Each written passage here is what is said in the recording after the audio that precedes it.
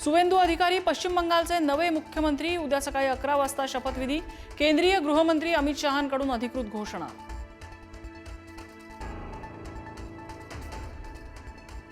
तामिळनाडूत विजय यांच्या सत्तेचा मार्ग मोकळा। डावे पक्ष आणि व्हीसीकेचं विजय यांच्या टीव्हीकेला समर्थन। उद्या थलपती विजय घेणार मुख्यमंत्री पदाची शपथ।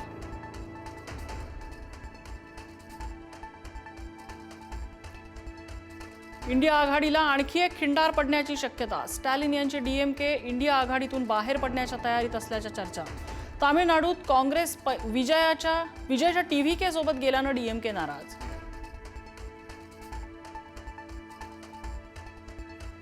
केरळच्या मुख्यमंत्र्यांचं नाव दिल्लीत ठरणार। हायकमांडने सुचवलेल्या नावाला सगळे आमदार देणार पाठिंबा।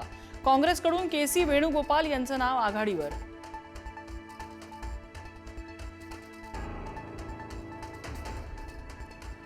टीसीएस कॉर्पोरेट लव्ह जिहाद प्रकरणातील आरोपी निदा खान अखेर पोलिसांच्या तावडीत। कोर्टानं सुनावली 3 दिवसांची पोलीस कोठडी। 20 दिवसांनंतर निदाचा तपास लागला।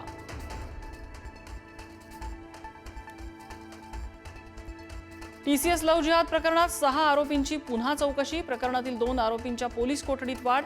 आरोपी शाहरुख कुरेशी आणि रजा मेमनला 4 दिवसांची पोलीस कोठडी।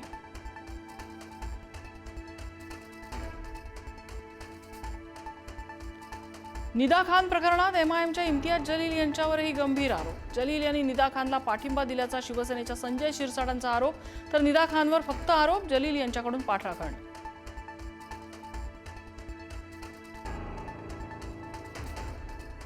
बोंदू खरातची पत्नी कल्पना खरातची अटकपूर्व जामिनासाठी हायकोर्टात धाव। खरातच्या पत्नीला औरंगाबाद खंडपीठाची नोटीस।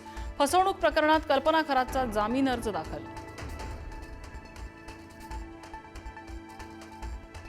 2029 मध्ये सुनेत्रा पवार मुख्यमंत्री असतील। जय पवारांचं विधान, तर मुख्यमंत्री व्हायचं स्वप्न भाजपसोबत पूर्ण होणार नाही। रोहित पवारांची प्रतिक्रिया।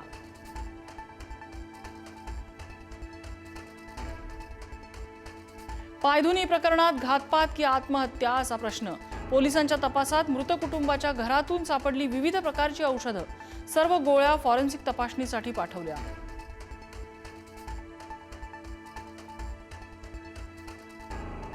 कांद्याला 50 पैसे प्रति किलोचा नीचांकी दर। कष्टाचं मोल न मिळाल्यानं शेतकरी हवालदिल।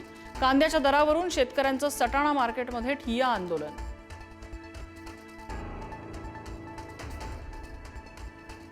महाराष्ट्र शिक्षण मंडळाच्या 10वीचा निकाल जाहीर। राज्याचा निकाल 92.09%। कोकण विभागाचा सर्वाधिक निकाल। 10वीच्या निकालातही मुलींची बाजी।